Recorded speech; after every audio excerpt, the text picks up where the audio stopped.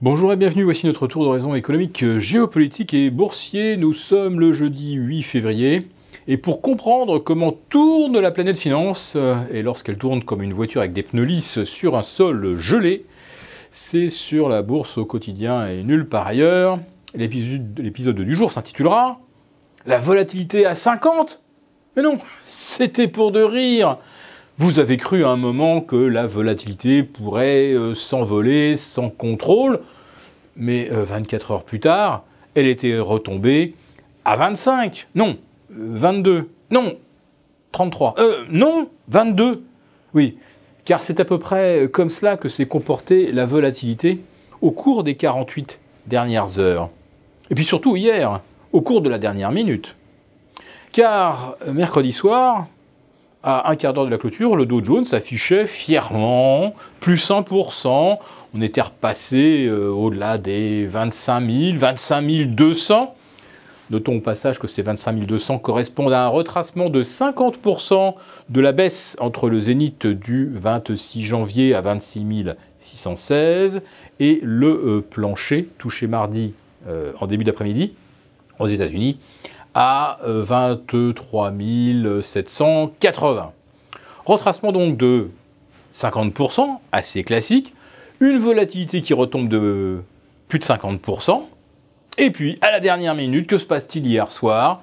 Le Dow Jones bascule dans le rouge à la clôture, et le VIX qui testait les 22 s'est retrouvé à 28, puis 30 en after hour. Allez comprendre quelque chose. En fait, il faudrait pouvoir décortiquer les séries de transactions qui se sont déroulées au cours de la dernière minute et même au cours de la dernière seconde. C'est ce qu'on appelle le high frequency trading. Alors peut-être qu'en décortiquant tout ça, on verrait s'enchaîner des vagues, des signaux de rupture qui ont pu faire boule de neige et faire perdre 100 points au Dow Jones en quelques secondes. Donc la volatilité est-elle sous contrôle? Manifestement, Wall Street à la dernière minute hier nous dit que non. On a pourtant pu y croire durant 99,9% de la séance. Et puis non, finalement, elle s'est échappée. Ou elle a échappé à la Plunge Protection Team, c'est-à-dire en fait à ces Sherpas que j'évoque souvent, c'est-à-dire en fait ces institutionnels qui travaillent avec la Fed et qui de temps en temps se voient offrir des quantités illimitées pour racheter le marché, combler les trous d'air, rassurer tout le monde. Alors qu'est-ce que ça signifie en vérité? Ça signifie que ce marché n'est toujours pas un marché. C'est-à-dire que dès qu'il se met à connaître des pics de volatilité, ce qui serait assez normal après une hausse de près de 70% depuis janvier 2016, 70% de hausse, aucune correction de plus de 3% dans l'intervalle, et d'un seul coup on perd 10%, et là on se dit qu'il faut absolument arrêter ça. Oui, il faut l'arrêter parce que sinon ça tourne mal.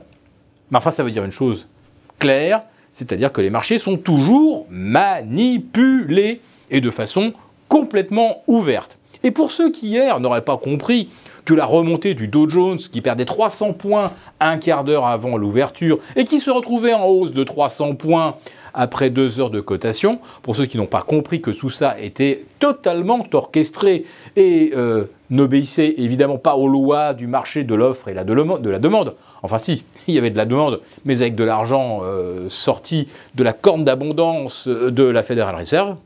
Donc pour ceux qui n'auraient pas compris, eh bien les marchés ne sont toujours pas libres de fixer, de deviner la valeur des choses et de fixer le prix du risque. Ils sont toujours sous administration, voire éventuellement sous camisole algorithmique. Sauf que les algos, hier soir, à 21h59 et quelques secondes, se sont à nouveau complètement emballés. Et là, s'il y a une perte de contrôle sur les algos, là on ne parle plus de perte de contrôle de la volatilité parce que la Fed n'aurait pas fait le nécessaire. On a vraiment, cette fois-ci, un problème. Maintenant, pour vous démontrer que la Fed, c'est bien elle qui est derrière le rebond du Dow Jones depuis le test des 23 800, eh bien hier vous avez eu 3 déclarations de membres de la Banque centrale. Monsieur Robert Kaplan estime par exemple que le risque de voir l'inflation surgir au travers des salaires, cette menace n'est pas sérieuse. Bah, quand il y a 90 millions d'Américains sans emploi, on peut se dire effectivement qu'il y a un certain réservoir de main-d'œuvre avant que le prix des salaires se mette à flamber. Sauf que, on observe dans certains secteurs comme le shale oil par exemple, que par moment on manque de bras, ou par exemple dans la construction, après les cyclones, là aussi, on manquait d'artisans. Mais c'est très ponctuel.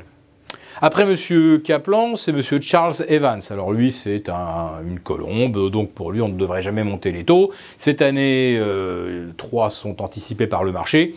Lui suggère qu'on pourrait se contenter de 1, et encore pas en mars prochain, mais après avoir évalué la situation, la sérénité des marchés, attendons plutôt au milieu de l'été. Et puis William Dudley, celui qui supervise la Fed de New York, relativise. Bah oui, finalement, moins 10% pour le Dow Jones, après qu'il en ait pris 70, c'est rien, c'est une micro-correction. C'est comme si après avoir pris 10%, on en reperdait 1,3. Personne ne s'en inquiéterait. Sauf que là, ce dont il faut s'inquiéter, je l'ai déjà dit mardi, c'est que avec une volatilité qui devient incontrôlable, on est obligé de réduire tous les leviers. Car les positions prises à terme le sont uniquement parce qu'on a un indice de volatilité et surtout un indicateur de sérénité qui autorise toutes les prises de risque. Si d'un seul coup on passe de 10 à 17, 18, on retrouve en fait la moyenne historique, alors il faut réduire tous les leviers. Mais pas seulement sur les actions, sur les obligations également. Et puis, sur les crypto-devises, alors qui certes aujourd'hui rebondissent de près de 30%.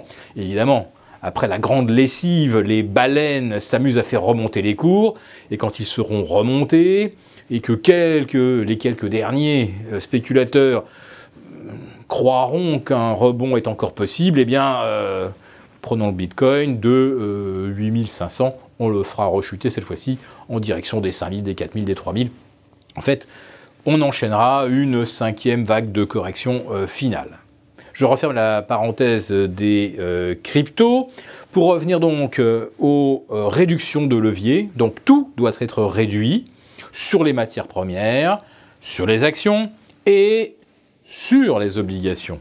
Et là, hier soir, manque de chance quelque part, pour les Sherpas qui ont retiré Wall Street vers le haut, eh bien on a vu à nouveau le 10 ans franchir les 2,81, le 2 ans s'envoler au-delà des 2,15, et manifestement, si on déleverage sur l'obligataire, eh bien on sera évidemment obligé de déleverager encore plus brutalement sur les actions.